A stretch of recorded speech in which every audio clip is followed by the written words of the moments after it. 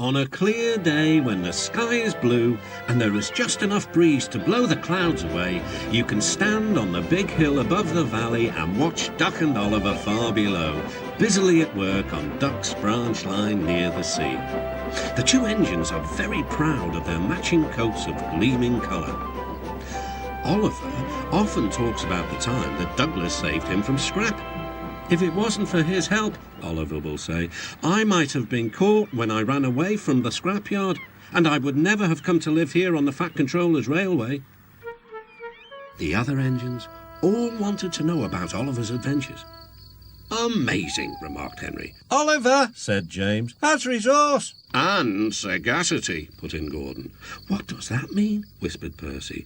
I think, replied Thomas, it's about being clever and wise. He is, finished Gordon, an example to us all. I'm sorry to say that Oliver became very puffed up in the smoke box.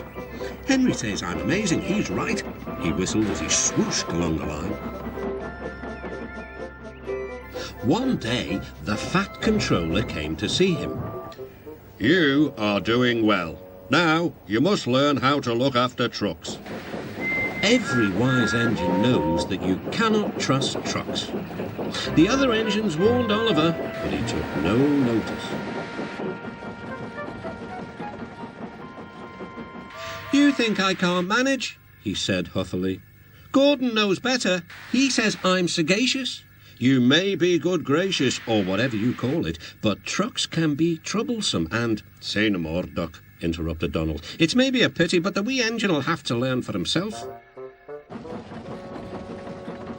Oliver pulled some loaded trucks to a siding and pushed the empties to the chute.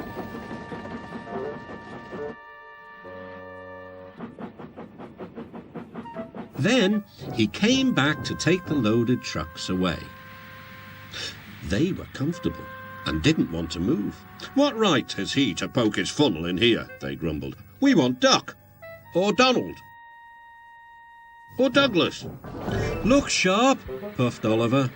That's not the way to speak, hissed the trucks. We'll pay him out. Oliver heard nothing.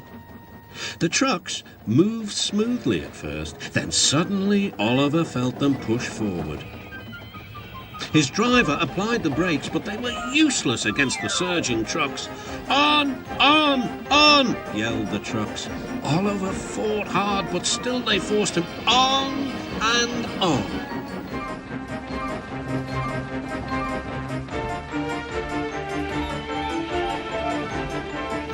At last the trucks grew tired. I'm winning, gasped Oliver.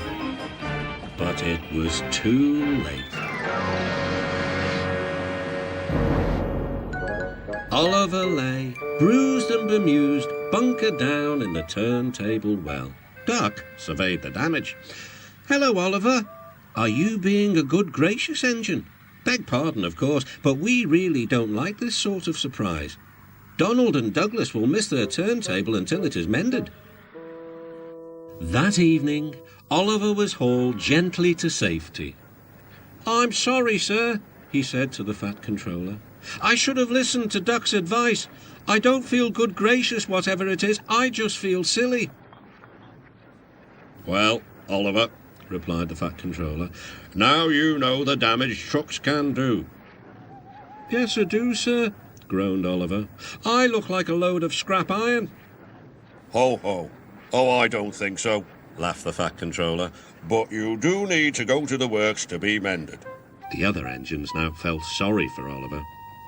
The branch line won't be the same without you, whistled Duck. Come back soon. A few days later, Oliver did come back. His coat gleamed brighter than ever. He was a wiser engine, too, and never made a mistake about trucks again.